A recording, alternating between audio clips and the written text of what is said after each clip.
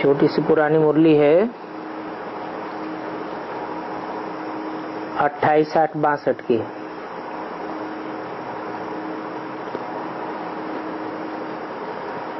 Record चला है मरना तेरी गली में, जीना तेरी गली में। बच्चे जानते हैं कि अब हमारा मरजीवा जन्म है,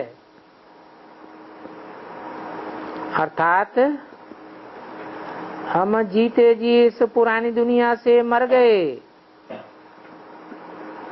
कहा भी जाता है आप मुए मर गई दुनिया। हम जीते जी मर करके फिर उस श्रीमत पर चलते हैं। बच्चों को समझाया गया है कि ये तुम्हारा प्रवृत्ति मार्ग है। भारत में प्रवृत्ति मार्ग था जो अब कलयुग के अंत में अपवित्र प्रवृत्ति मार्ग बन गया है, और इसको फिर पवित्र प्रवृत्ति मार्ग बनना है। बनाने वाला है बेहद का परमपिता परमात्मा।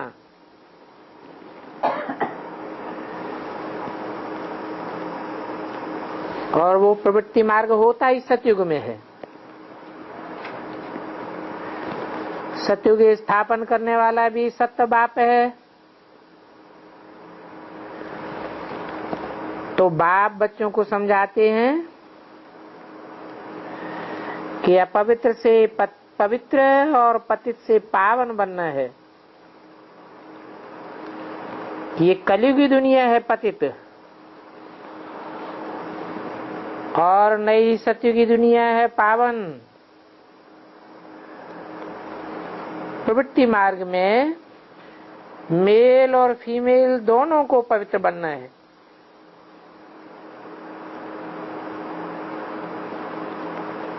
ये सिर्फ संगम युग पर ही हो सकता है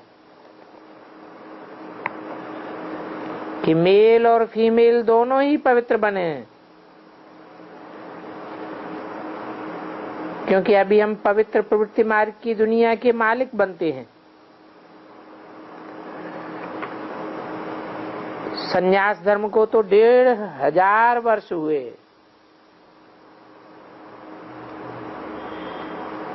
वे कोई इसलिए नहीं आते हैं कि अपवित्र प्रवृत्ति मार्ग को पवित्र प्रवृत्ति मार्ग बनावें। वो तो मार्ग है ही निवृत्ति मार्ग वालों का। वो सिर्फ प्रवृत्ति मार्ग का रिनाउंस करते हैं, लेकिन स्वयं निवृत्ति मार्ग के हैं। और हमको तो प्रवृत्ति मार्ग का रिनाउंस नहीं करना है, हमको तो जीते जी मरजीवा बनना है। बाकी रचना जो रची है उसकी संभाल तो जरूर करनी है। अपवित्र प्रवृत्ति मार्ग में रहते हुए फिर प्रवृत्ति मार्ग को ही पवित्र बनाना है। और इस बात में ही झगड़ा चलता है। जब हम अपवित्र प्रवृत्ति मार्ग को पवित्र बनाते हैं, झगड़ा जरूर दो के बीच में होता है। वो सन्यासी लोग रेनाउंस करके जाते हैं, फिर गवर्नमेंट क्या कर सकती है? और स्त्री भी भिख नहीं मांग सकती, और भारत की स्त्री न दूसरी शादी कर सकती है। ऐसे बहुत सन्यासी निकले हैं। उनमें भी बहुत से जवान सन्यासी भी निकल पड़े, और शंकराचार्य जैसे छोटे बच्चे भी सन्यास कर लेते हैं। तो वो छोटेपन के संस्कार होंगे पूर्व जन्म के, तो कहेंगे कि छोटेपन से ही उन्होंने संन्यास ले लिया।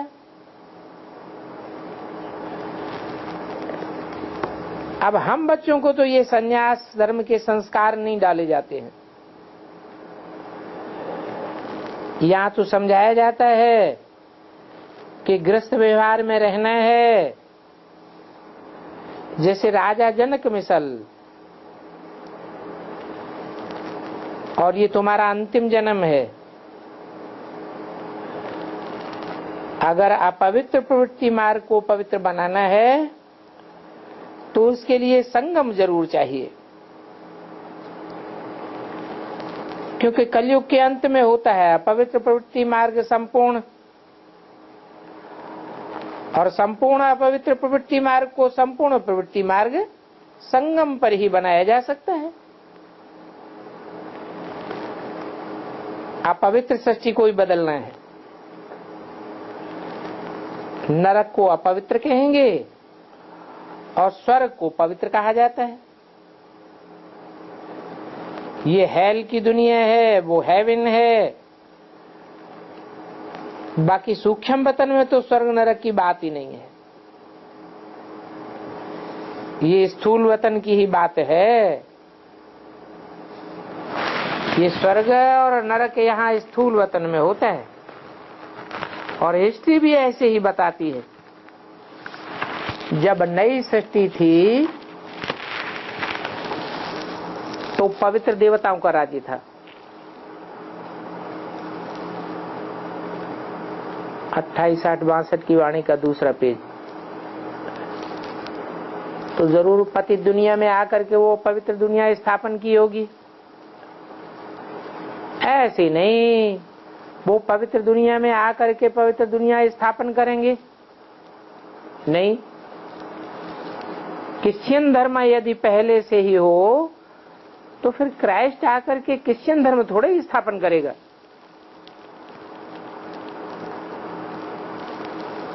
तो वो पवित्र सृष्टि थी, यथा राजा तथा प्रजा। तो जरूर पहले कोई ने स्थापना की होगी, जो फिर वृद्धि को पाते रहते हैं। किसने स्थापना की होगी?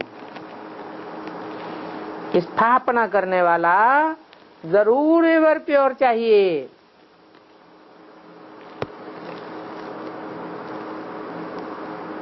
जो बाद में धीरे धीरे वृद्धि को पाता रहे। विस्तार होता है तो सार थोड़ा थोड़ा निकलता जाता है। तो पहले है 108 की माला, तो समझना चाहिए पहले पहले अवश्य 108 राजाएं होते हैं, जो अच्छी रीति परीक्षा में पास होते हैं।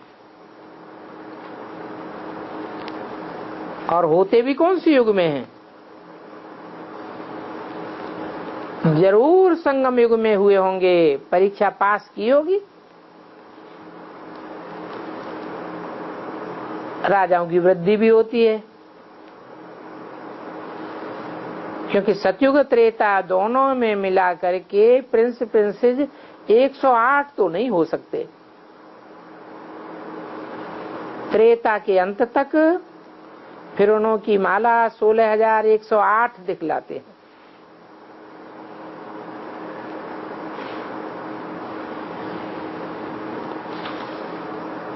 फिर प्रजा भी वृद्धि को पाती है। राज परिवार वृद्धि को पावेगा तो प्रजा भी वृद्धि को पावेगी।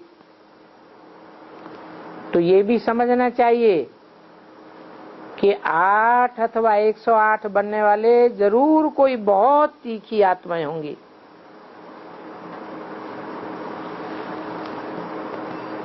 जो पक्के राजयोगी बनते हैं।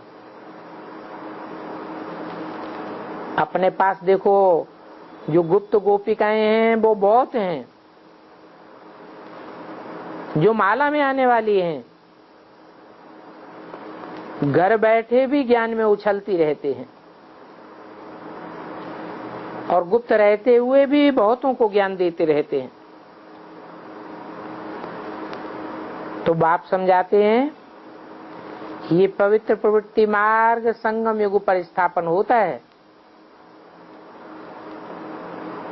वो रजोगुणी निवृत्ति मार्ग का संन्यास है, वो अलग है। तुम्हारा है सतो प्रधान संन्यास। तुम कोई को दुख थोड़े ही देते हो। सात्विकता में दुख कहां से आया? उनका जो संन्यास है उनसे मनुष्य स्वर्ग के सुख नहीं ले सकते। ये दुनिया तो कलयुग अंत तक चलनी ही है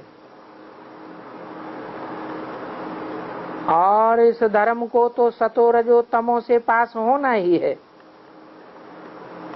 तो ये समझाना चाहिए कि ये है प्रवृत्ति राजयोग और दुनिया में मनुष्य जो भी योग लगाते हैं वो सब अपवित्र हैं। क्यों? क्योंकि वो दैहिक योग हैं। देह 5 तामसी तत्वों से बनी हुई है, तो उनके योग भी अपवित्र हो गए। कोई समझते हैं मैं राजा हूं, तो जरूर उनका बुद्धि योग राजाई के साथ होगा। कोई का बुद्धि योग काठी से होगा तो उनको वो सीखेगा। तो हर एक बात में योग रहता है। मोची होता है तो अवश्य वो चमड़े से योग लगावेगा। मोची भी हुनर सिखलाते हैं तो उनका मोच का योग हो गया ना। चमड़े को मोड़ देते हैं ना। ये फिर हमारा है परमपिता परमात्मा के साथ योग, जिससे हम राजयोग सीखते हैं। ये मन बुद्धि का योग है और सबसे ऊंचा योग है। उन सन्यासियों का है कर्म इंद्रियों का योग। कर्मेंद्रियां ऊंची या मन ऊंचा? मन को कहेंगे ऊंचा। 11 इंद्रियां हैं, उन 11 इंद्रियों में मुख्य है मन। और फिर साथ में उस्ताद की समझानी भी चाहिए। तुम्हारा उस्ताद है परमपिता परमात्मा, जो बुद्धि योग लगाने का है उस्ताद ही सिखाते हैं। और परमपिता परमात्मा से सीखने से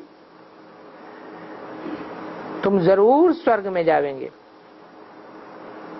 उस्ताद से सीखते हैं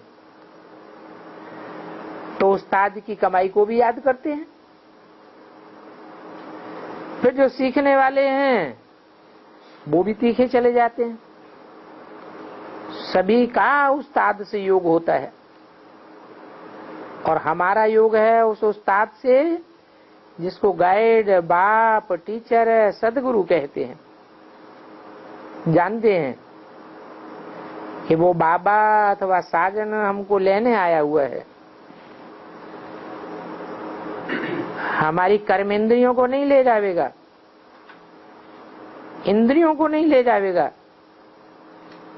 हमारी मन बुद्धि रूपी आत्मा को ले जाने वाला है।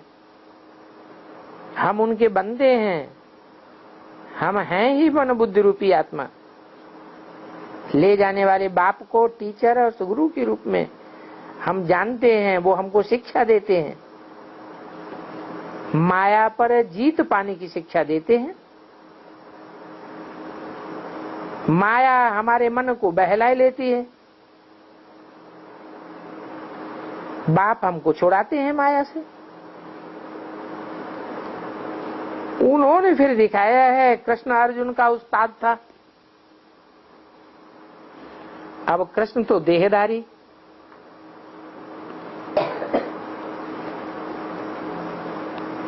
वो पुरुषार्थ का अर्जन करने वाली आत्मा का उस्ताद कैसे हो सकता? कहते हैं कृष्ण युद्ध के मैदान में अर्जुन को इशारा देते थे, परंतु यहाँ तो वो हिंसा के युद्ध की बात ही नहीं है। यहाँ तो कहते हैं मन मना भव, मेरे में मन लगाओ, माया से बुद्धियों को तोड़ दो, मुझे याद करो, क्योंकि अब तुमको मेरे पास आना है। फिर कहेंगे धारणा करो, जो कुछ तुमने मन मना भव अर्थात मेरे में योग लगाया है, उसकी फिर प्रैक्टिकल जीवन में धारणा करो। अर्थात जो कुछ भी करो कर्म इंद्रियों से मेरे लिए यजन करो, उसको कहते हैं मध्याजी भव। तो ये समझने की बातें हैं। पहले है मन मना भव, बाद में है मध्याजी भव। इसमें बहुत कुछ लिखने करने का काम ही नहीं है। ये तो लिखते हैं कि जो सर्विस करने वाले हैं उन्हों को ताजा माल भेज दें, गरम रोटी चाहिए तो तवा भी गरम चाहिए, गरम तवे से ताजी ताजी निकली हुई रोटी माउथ तक पहुंचे। तो यहाँ है सन्मुख सुनने वाली बात। अव्वल नंबर है सन्मुख सुनना, द्वितीय नंबर है टैप रिकॉर्ड से सुनना, और तीसरा नंबर है मुरली कोई पढ़ करके सुनावे तब हम सुने, अथवा हम खुद पढ़ें तब धारण करें। तो मुरली पढ़ना हो जाता है थर्ड क्लास, सुनना सुनाना थर्ड क्लास है, टैप रिकॉर्ड ज्यों का त्यों सुनाता है इसलिए सेकंड क्लास है, और सन्मुख जो कुछ सुनते हैं हम बाबा के वो हुआ फर्स्ट क्लास। तो बाबा तुमको ताजा माल देते हैं, वो ताजा माल टैप में भरने से भी अच्छा लगता है। समझते हैं शिव बाबा ने आकर के ब्रह्मा मुख द्वारा सुनाया, हमको ताजा माल भेज दिया। अभी बाबा कहते हैं जैसे कर्म मैं करूंगा वैसे कर्म मुझे देख कर मेरे बच्चे भी करते रहें।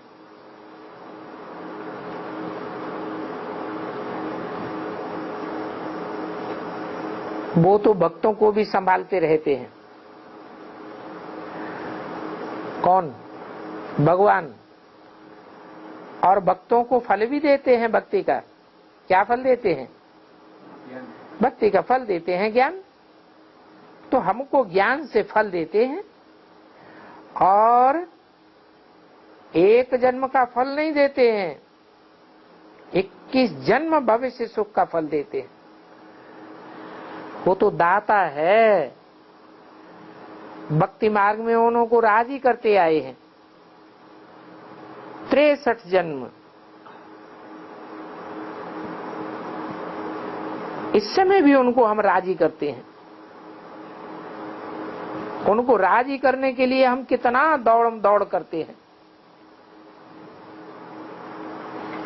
इंद्रियों से भी दौड़म दौड़ करते हैं, ईश्वरीय सेवा के लिए दौड़म दौड़ करते हैं ना, और मन बुद्धि की भी दौड़म दौड़ करते हैं। भक्ति मार्ग में तो तुमको अल्पकाल का सुख देते आए हैं। साक्षात्कार हुआ, अल्पकाल के लिए खुशी मिल गई। कोई 21 जन्म के लिए स्वर्ग थोड़े मिल जाता है। जिनको साक्षात्कार होता है वो कहेंगे कि नवदा भक्ति करते हैं तो साक्षात्कार हो जाता है, जरूर भक्ति में तीखे होंगे। तो साक्षात्कार करा करके अल्पकाल का फल दे देते हैं ताकि वो थोड़े समय के लिए खुश हो जावे। और तुमने तो शुरू से भक्ति की है। तुमने माने किसने है? जो सन्मुख बैठने वाले हैं वो कितने होंगे जिन्होंने शुरू से भक्ति की है? शुरू माने द्वापर युग से ही।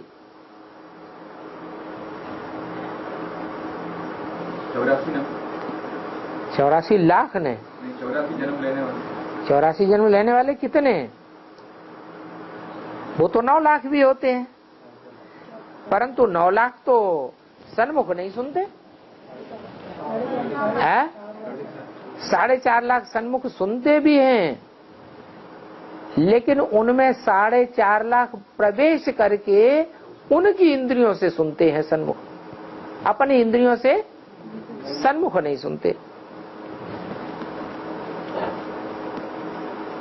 तो असली प्राप्ति करने वाले कितने हुए? 4.5 लाख। वो अल्पकाल का सुख नहीं लेते, वो 84 जन्मों का भी सुख लेते हैं। ये देवी देवता सनातन धर्म सदाकाल का सुख देने वाला है, परंतु नंबरवार 21 जन्म का तो पूरा फल देते हैं।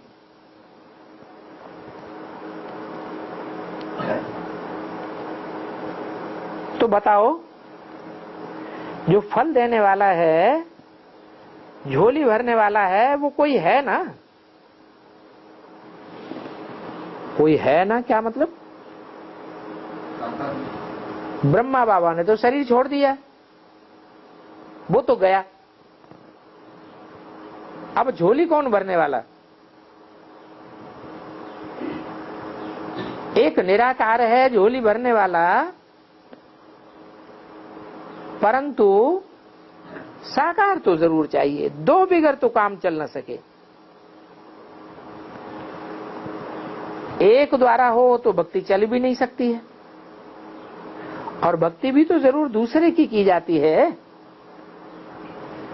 दूसरे की याद दिल में रखनी पड़ती है।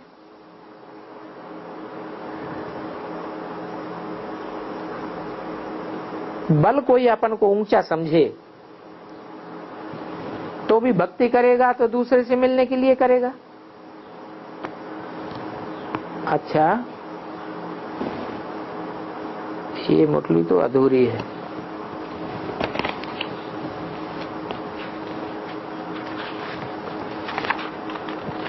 अगली एक और मुरली है, पुरानी मुरली है 30, 8, 62 की। रिकॉर्ड चला है चलो चले माँ। सभी सेंटर्स के ब्राह्मण कुलभूषण नूरे रत्नों ने ये गीत सुना। बच्चों को क्या करना चाहिए? जिनका भाषण नहीं चलता है तो ऐसे ऐसे गीत सुने, फिर उन गीतों का अर्थ करना चाहिए।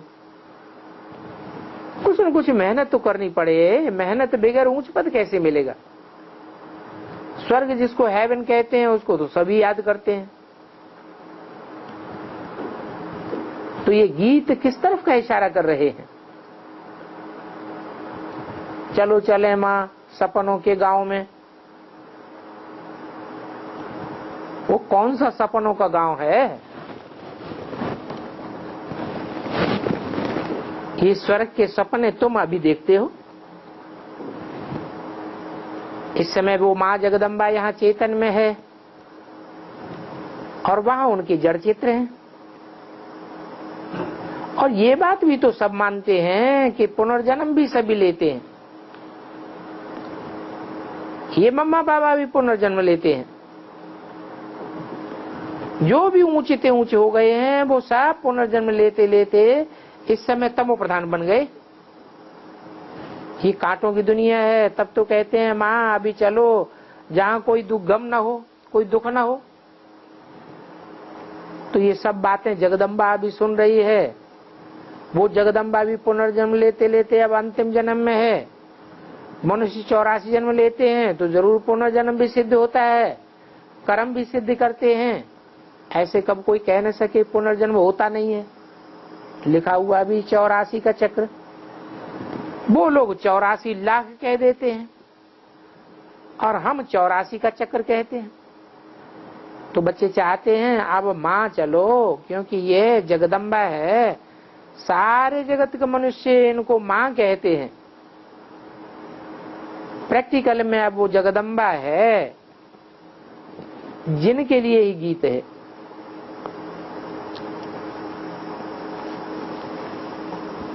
जगदम्बा के लिए गीत है, ब्रह्मा के लिए गीत नहीं है। ब्रह्मा जीते जी स्वर्ग में नहीं जाता, जाता है नहीं जाता। तो ब्रह्मा के लिए ये गीत नहीं है। वही ब्रह्मा की सोल जिसके लिए मुरली में बोला है, ये ब्रह्मा ही तुम्हारी जगदम्बा है, परंतु शरीर के साथ नहीं।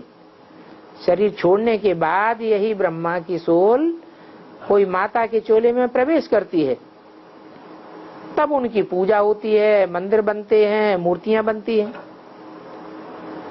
तो कल पहले भी ऐसे ही गीत होंगे और जगदम्बा भी हाजिर होगी, हाजिर होगी और गीत गावेंगे।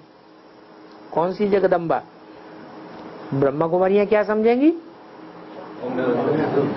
कि ओम राधे जगदम्बा, परंतु वो तो शरीर छोड़ गई, हाजिर कहां से होगी? जो उसके सामने बच्चे कहें चलो चले मां सपनों के गांव में, जहां कोई गम न हो, तो जरूर जगदम्बा हाजिर होगी और उसके लिए गीत गाए होंगे। बुद्धि भी कहती है बरोबर मम्मा है तो बाबा भी है, जगदम्बा और जगत पिता। कभी भी तुम ब्रह्मा और सरस्वती को इकट्ठा चित्र नहीं देखेंगे। क्या कहा?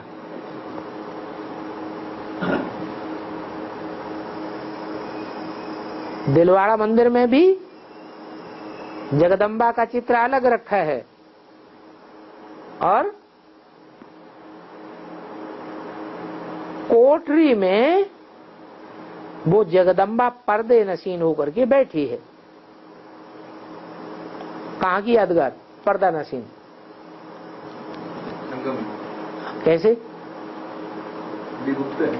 अभी भी अव्यक्तवाणी में बोला तुम्हारी अम्मा जगदम्बा कहाँ है? घूंघट में है, पर्दे के अंदर है। आदिदेव तो बाहर है। बाहर है माने देखने में आता है, और जगदम्बा घूंघट में है।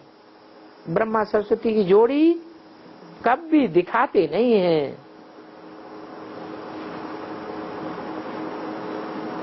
लक्ष्मी नारायण को जोड़ी में बिठा सकते हैं, ब्रह्मा सरस्वती को नहीं बिठाते हैं, क्योंकि ये है मुखवंशावली, ये बेटी है ब्रह्मा की।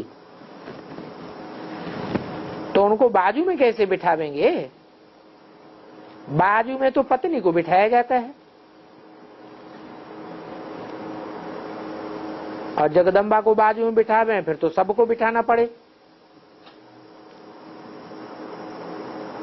अभी वो जगदम्बा और जगत पिता बच्चों को ज्ञान दे रहे हैं। माता है तो पिता भी है, परंतु ये माता पिता वंडरफुल माता पिता हैं। यहाँ बेटी को ही माता कहा जाता है। शास्त्र में भी है ब्रह्मा की बेटी सरस्वती।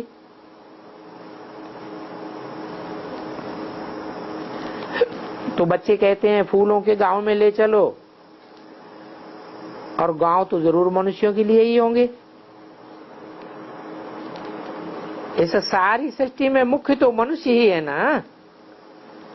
तो तुम जानते हो बरोबर प्रैक्टिकल में जगदम्बा है।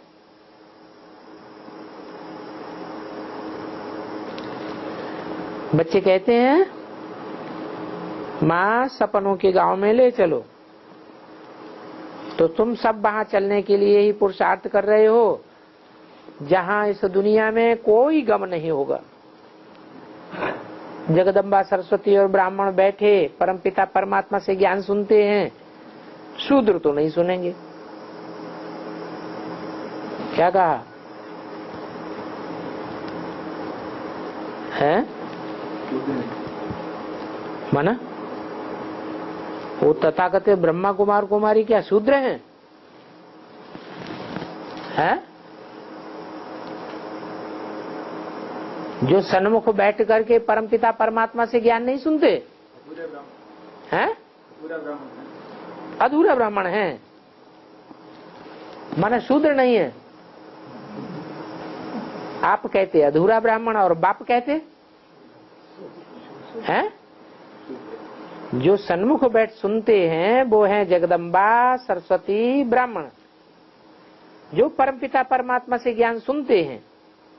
शूद्र नहीं सुनते हैं। शूद्र भगवान बाप को पहचानते ही नहीं। बाबा कहते हैं मैं अपने बच्चों के आगे प्रत्यक्ष होता हूँ। क्या? किसके आगे प्रत्यक्ष होता हूँ? अपने बच्चों के आगे। अपने माने अपने क्यों कहा? नहीं, अपनापन जाहिर होता है कि वो ज्ञान सूर्य है और किन बच्चों के सामने प्रत्यक्ष होता है? सूर्यवंशी बच्चों के ही सामने प्रत्यक्ष होता है, चाहे चंद्रवंशी हो, चाहे इस्लाम वंशी हो, चाहे बौद्ध वंशी हो, क्रिश्चियन वंशी हो, या उनको अपना बाप मानने वाले हो, उनके सामने प्रत्यक्ष नहीं होता है। बाबा कहते हैं मैं अपने बच्चों के सामने ही आऊंगा। ये तो बच्चे वो ही हैं जो कल पहले मेरे साथ मिले थे। क्या? जिनके स्वभाव संस्कार मेरे साथ नहीं मिलते हैं, वो मेरे सन्मुख बैठते भी नहीं। मैं सन्मुख होकर ज्ञान सुनाता था। तुम ही गोपी गोपिकाएं आगे थे, गोपी वल्लभ तो मैं हूं ना। क्या कहा? मैं सन्मुख होकर ज्ञान सुनाता था और तुम ही गोपी गोपिकाएं मेरे आगे थे। प्रैक्टिकल में कब की बात बताई? यज्ञ के आदि की बात बताई, जब तक प्रजापिता जीवित था। जब चला गया उस समय की बात नहीं है। तो गोपी वल्लभ तो मैं हूं ना, फिर इनसे गोपियों के आगे प्रत्यक्ष हुआ हूं। बच्चे ही पहचान लेते हैं मैं हूं निराकार, इसलिए मुझे पहचानना भी जरा कठिन है। वैसे तो शरीर के नाम रूप की पहचान दी जाती है। यहाँ तो बाप खुद आकर समझाते हैं, क्योंकि मनुष्य बहुत मुझे हुए हैं। कब कहते हैं भागीरथ में आए, कब कहते हैं नंदीगढ़ में आए, है? एक में आए या दो में आए? गण कब कहा जाएगा? जब एक से ज्यादा हो तो गण कहा जाए, नंदीगण कहा जाए। तो दो बैल में तो नहीं आता हूं मैं, तो मुकर्रर रूप से एक में ही प्रवेश करता हूं। तो भागीरथ में आए या नंदीगढ़ में आए? भाग्यशाली रथ में आता हूं। कब आता हूं? वो फिर कह देते हैं सब में है। तो मैं सब में नहीं आता हूं। दुनिया का जो सबसे जास्ती भाग्यशाली मनुष्य है, मैं उसमें आता हूं। सबसे भाग्यशाली क्यों कहा? हाँ? गली गली की खाक छानता फिरे उसे भाग्यशाली कहेंगे? फिर क्यों कहा भाग्यशाली? है? हाँ, विश्व का मालिक बनते हैं तो उनको भाग्यशाली कहा जाएगा। क्योंकि दुनिया में तो और कोई हिटलर, नेपोलियन, मुसोलिनी कोई भी विश्व का मालिक बन नहीं कहा। सिर्फ महत्वाकांक्षा तो की, लेकिन कोई विश्व का मालिक बन नहीं सके। तो भागीरथ नाम मशहूर है, तो रथ तो जरूर चाहिए, और रथ भी जरूर अलग चाहिए।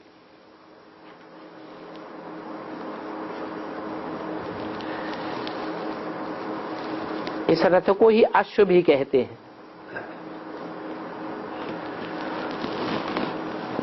मुसलमानों में अश्व का नाम सुना है तो उन्होंने घोड़ा दिखाई दिया है।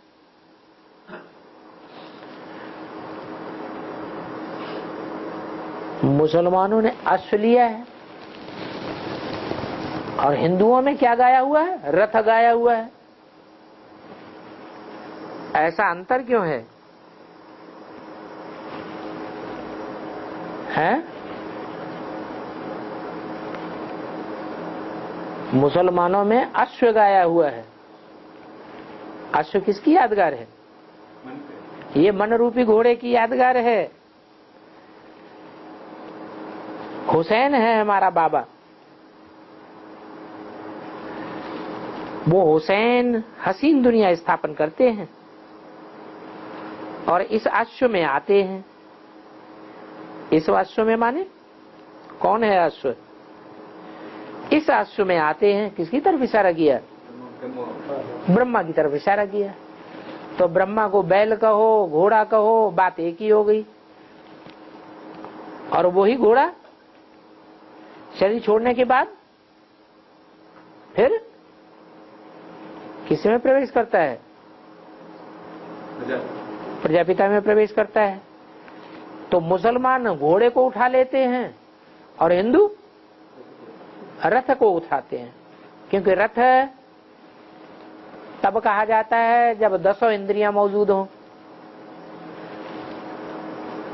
इंद्रियों के आधार पर, पूरे शरीर के आधार पर रथ कहा जाता है।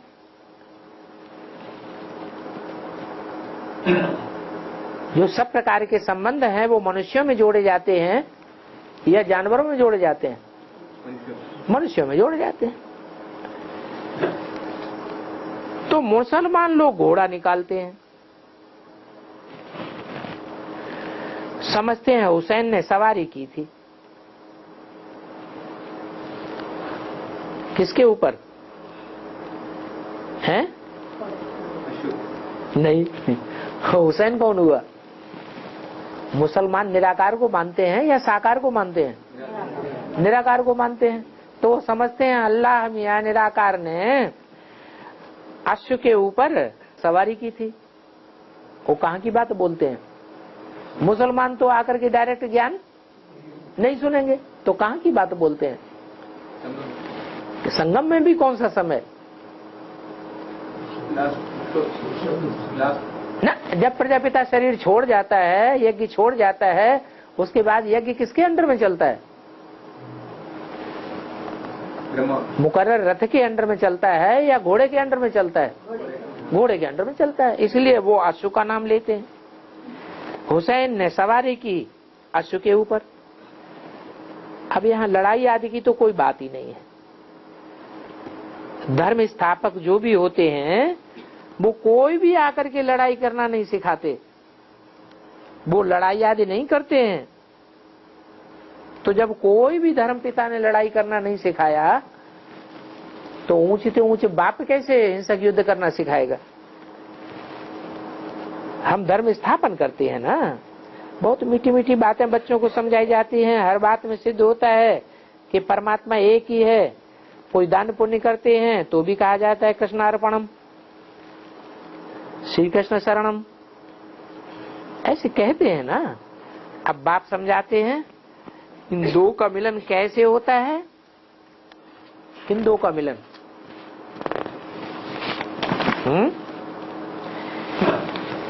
एक तो है भी कृष्ण, प्रिंस है, फिर दूसरा है निराकार परमपिता परमात्मा। प्रिंस कृष्ण का नाम है और दूसरा फिर निराकार शिव है जो परमपिता है। अब दोनों इकट्ठे हो गए, बरोबर ज्ञान लेते लेते रात पूरी होती है और दिन में आकर के दिन में जाकर के भी कृष्ण बना। रात पूरी कब होती है? जब सूर्य उदय होता है तो रात पूरी होगी। महाशिवरात्रि घोर अंधकार की अंधियारी रात्रि पूरी होती है और फिर बाद में पहले तो जन्म दिखाते हैं शिव का, फिर बाद में दिखाते हैं कृष्ण का। कुछ घंटों की देरी लगती है, तो इसलिए मनुष्य मुझे हुए हैं, ईश्वर अर्पणाय या कृष्ण अर्पणाय कह देते हैं। न ईश्वर अर्पणाय की बात है न कृष्ण अर्पणाय की बात है। ये तो ईश्वर आकर के मुकर्रर रथ में प्रवेश करते हैं। वो निराकार, वो कृष्ण तो हो गया साकार। तो भगवान किसको कहा जाए? अब दोनों को तो भगवान नहीं कह सकते। वो निराकार, वो तो जन्म मरण में आता ही नहीं है। कृष्ण तो जन्म मरण में आता है। अब 84 जन्म भी कहते हैं, सब पुनर्जन्म जरूर लेंगे। पुनर्जन्म लेते लेते तमो प्रधान बुद्धि तक अवश्य आना है। कलाएं भी उतरती जाती हैं। पुनर्जन्म लेते लेते नीचे आते जाते हैं। सत्युग के बाद चक्कर फिर करके अंत में कलयुग आना ही है। इस समय सब तमो प्रधान है। जो सतो प्रधान थे उनके ही मुख्य मंदिर तीर्थ आदि बने हुए हैं। तमो प्रधान के मंदिर तीर्थ आदि थोड़े ही बनते हैं। कोई नेता के मंदिर तीर्थ आदि बनते हैं क्या? उनको तो कहाँ बैठा देते हैं, कहाँ खड़ा कर देते हैं? चौराहे पर रास्ते में खड़ा कर देते हैं, मंदिर थोड़े ही बनाते हैं। तो अवश्य है उन सतो प्रधान देवताओं ने इतनी सर्विस की होगी परम पिता परमात्मा के साथ। मंदिर में उनको बहुत मान देते हैं, मान बिठाते हैं, मानते भी हैं। अब शिवाजी ने तो तलवार से काम लिया है। उन्होंने हिंसक युद्ध किया या अहिंसक युद्ध किया है? हिंसक युद्ध किया। तो उनका मंदिर बनाते हैं क्या कि चौराहे पे खड़ा कर देते हैं? जैसे और नेताओं को चौराहे पे खड़ा कर देते हैं, वैसे शिवाजी को भी चौराहे पे खड़ा कर देते हैं, क्योंकि हिंसक हो गया ना। भगवान या कोई भी धर्मपिता आकर के हिंसक युद्ध करना नहीं सिखाते, न करते हैं। हिंसा करने वाले के लिए फिर चित्र आदि क्यों बनाते हैं? वे कोई रूहानी सर्विस करने वाले तो नहीं है। जिन चित्रों को महाराणा प्रताप का चित्र है, शिवाजी का चित्र है, उनको चित्र तो बनाते हैं, मूर्तियां बनाते हैं कि नहीं? उनके चित्र क्यों बनाते हैं? वो रूहानी सर्विस तो करते नहीं। रूहानी सर्विस बल नहीं करते, फिर कौन सी सर्विस करते हैं? जिस्मानी सेवा तो करते हैं। तो देखो, कोई की भी बुद्धि काम नहीं करती है कि हिंसक मनुष्यों के चित्र क्यों बनाते हैं। कहते भी अहिंसा सबसे अच्छी है, परंतु ये किसको पता नहीं है कि अहिंसा परमो धर्म किसको कहते हैं। परम धर्म कौन सा है, किसको कहते हैं? जो अहिंसा परम धर्म है वो कौन सा धर्म है?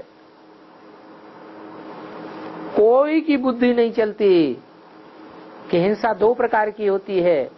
कौन कौन सी? एक काम कटारी की हिंसा और दूसरी स्थूल हिंसा। कोई अहिंसा वाला परिते परे प्राचीन धर्म था, उनको अहिंसा परमो धर्म कहा जाता था। अभी धर्म को तो गवर्नमेंट भी नहीं मानती है। कह देते हैं, क्या कह देते हैं? धर्म निरपेक्ष, हमें कोई धर्म की अपेक्षा नहीं है। अहिंसा परमो धर्म, और कोई धर्म निकला ही नहीं है। देवताओं का यह अहिंसा परमो धर्म था।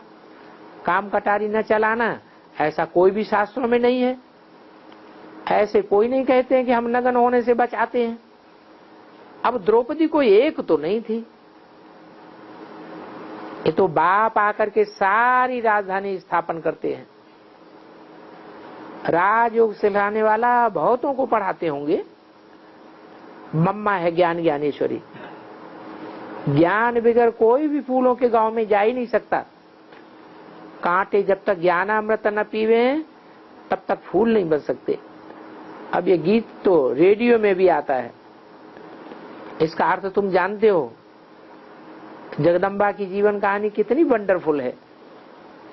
जगदम्बा संगम की ठहरी, न सतयुग की है न त्रेता की है, फिर भी उनकी देखो महिमा इतनी है। और सतयुग आदि में है लक्ष्मी नारायण, वहां तो जगदम्बा हो नहीं सकती।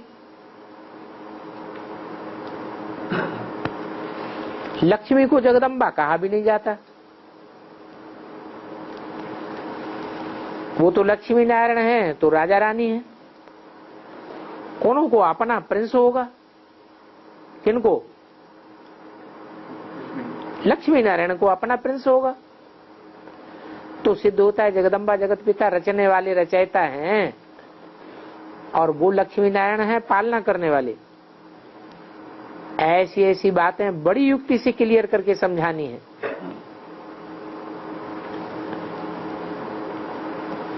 दुनिया को तो इन बातों का पता ही नहीं है कि जगदम्बा कब आई। बहुत जन्मों के अंत के जन्म में जगदम्बा है या सतयुग त्रेता द्वापर कलयुग में जगदम्बा है?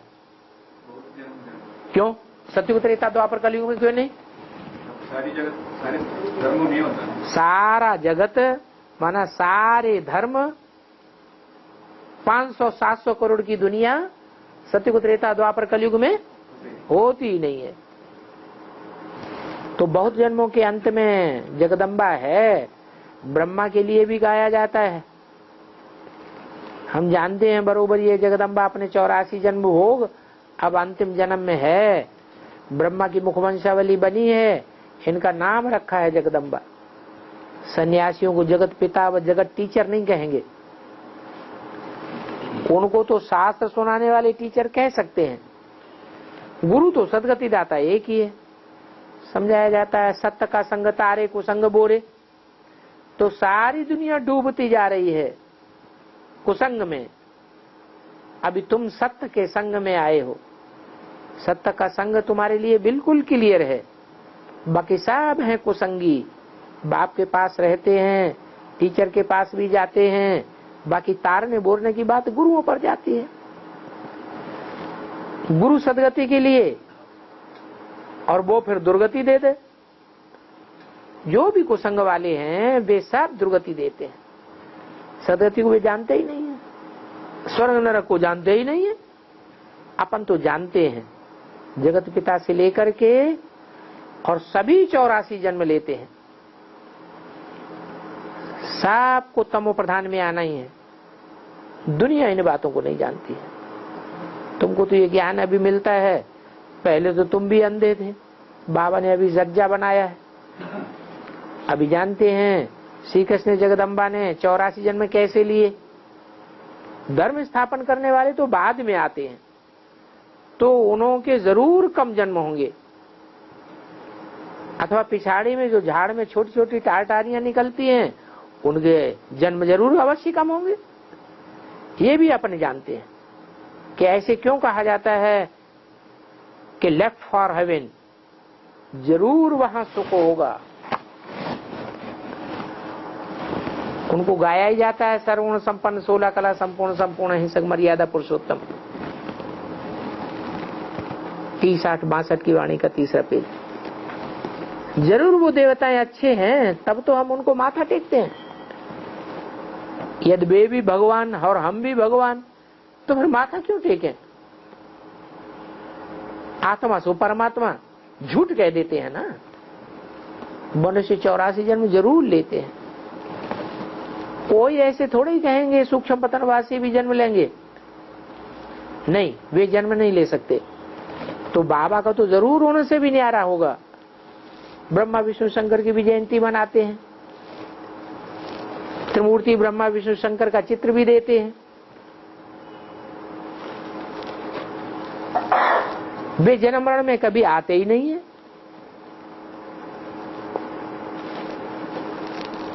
कौन?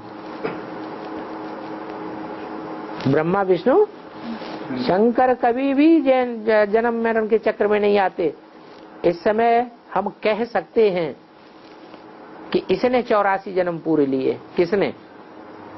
ब्रह्मा ने। अब ये अंतिम जन्म है। इनका पहला जन्म है लक्ष्मी का और अंतिम जन्म ये है जगदम्बा का है। क्या कहा? हाँ? पहला जन्म है लक्ष्मी का और अंतिम जन्म है जगदम्बा का। लक्ष्मी नारायण का मंदिर अलग है,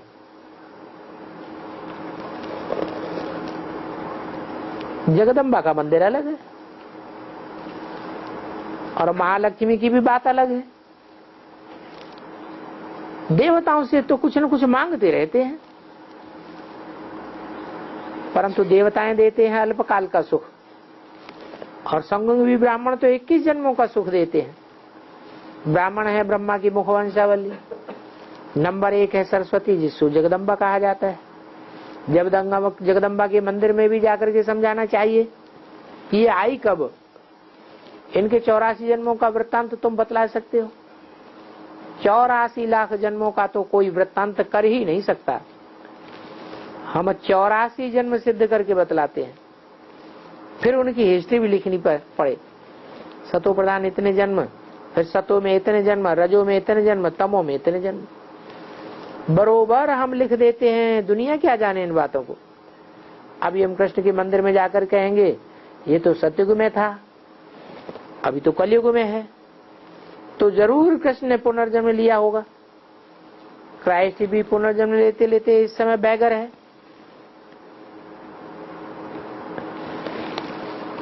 सब बैगरी करते हैं। तो अब कहते हैं परमपिता परमात्मा आप हमें माया के दुखों से छुड़ाओ, दुखी होने से ही हम बैगरी करने लग पड़े। तुम्हारा बैगर नाम प्रसिद्ध है। इनका है? तुम्हारा किसको कहा है? सन्मुख बैठने वालों का नाम प्रसिद्ध है। सन्मुख बैठने वाले तो 4.5 लाख हैं, सबका नाम प्रसिद्ध है बैगर के रूप में है। शास्त्रों में प्रसिद्ध है full beggar to full prince. ये तो बाबा समझाते हैं, शास्त्रों में ये बात नहीं आई है। शास्त्रों में जो चित्र हैं और शास्त्रों में जो बातें आई हैं उनमें प्रसिद्ध है। बैगर कौन है? शंकर को बैगर के रूप में दिखाते हैं। उनको बोला है तुम्हारा नाम बैगर के रूप में प्रसिद्ध है, तुमको बैगर जरूर बनना पड़े। किनको? बैगर किसको कहें? जिसके पास घर तन भी लुंजुम पुंजुम, धन मान मर्तबा कुछ भी न हो, सबकी मत पर तुम नहीं चलते हो। तुम सब कुछ दे दिया, उनका बन गए, फिर औरों की मत पर क्यों चलना है? बाप टीचर गुरु की मत तो मशहूर है। श्रीमत पर चलेंगे तो श्रेष्ठ से श्रेष्ठ बनेंगे। ये राजयोग है। कितनी अच्छी अच्छी बातें समझाई जाती हैं। तुम्हारी बातें जो सुनेंगे वो गदगद हो जाएंगे, बहुत उनको आनंद आवेगा, परंतु यहाँ से गए हैं और खलास हो जाता है। माया भी कोई कम नहीं है। कोई में तो थोड़ा बीज बोया जाता है, फिर कब न कब सलाह निकल आती है। ऐसे भी होता है। टाइम तो अवश्य चाहिए। जब तक ज्ञान की दवा हो रही है तो कोई भी निष्फल नहीं जाएगा, स्वर्ग में अवश्य आवेगा। बीज बोया हुआ होगा तो दुख के समय याद जरूर आवेगा। इसलिए ऐसे कभी नहीं समझना चाहिए हमने इतना ज्ञान सुनाया, कोई को बुद्धि में बैठा नहीं, कोई ध्यान नहीं दिया, हमारी कोई सुनता ही नहीं। तुमने जो सुनाया है, जो भी बीज डाला है, जब टाइम आवेगा तो उनको बहुत याद आवेगा। एक एक बात तुम्हारी बड़ी वंडरफुल है। कोई अच्छी रीति समझे तो संशय बुद्धि से निश्चयात्मक बुद्धि बन जाए, परंतु सर्विस करने वालों की बुद्धि में पॉइंट जरूर ठहरने चाहिए।